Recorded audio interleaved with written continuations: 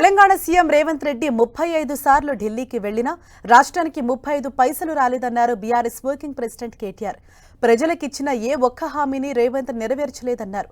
ప్రజలను మోసం చేయడంలో సీఎం రేవంత్ నిజాయితీగా ఉన్నాడని సెటైర్లు వేశారు. మోసం చేస్తామని చెప్పి మరీ ప్రజలను చేస్తున్నారని ఎద్దేవా చేశారు. రైతు బంధు, రుణమాఫీ సహా కాంగ్రెస్ ఇచ్చిన ఏ హామీ అమలు చేయడం లేదన్నారు. రంగారెడ్డి జిల్లా అమన్గల్లో నిర్వహించిన రైతు దీక్షలో పాల్గొన్నారు. ఆడబిడ్డలందరికీ సోనియమ్మ చెప్పింది నెలకు 2500 ఇస్తా అన్నాడు. 500 రూపాయలకు సిలిండర్ ఇస్తా అన్నాడు, ఇచ్చిండా? 200 యూనిట్ల కరెంటు ఫ్రీ అన్నాడు, వచ్చిందా? మరి 14-15 నెలలు ఏం చేసిండు? మరి 35 సార్లు ఢిల్లీ ఎక్కే విమానం, దిగే విమానం తప్ప 35 పైసలు కూడా ఢిల్లీకి వెళ్ళి తెచ్చింది లేదు. అధికారంలోకి రావాలని చెప్పి అరిచేతుల స్వర్గం చూపెట్టి ఆ మొండి చేయోళ్ళు మోసం చేసిండ్రు, గెలిచిండ్రు. కానీ నిజంగా చెప్పానంటే తప్పు రేవంత్ రెడ్డిది కాదు, తప్పు రేవంత్ రెడ్డిది కాదు.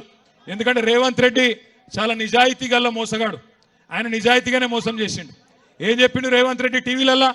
ప్రజలు మోసపోవాలనే కోరుకుంటారు, ప్రజలు మోసగాళ్ళని నమ్ముతారు, అందుకే మేము మోసం చేస్తూనే ఉంటాం అని చెప్పిండు.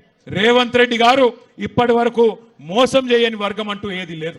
ఇంటికొచ్చే కాంగ్రెస్ నాయకులను గల్లా బట్టి అడగండి,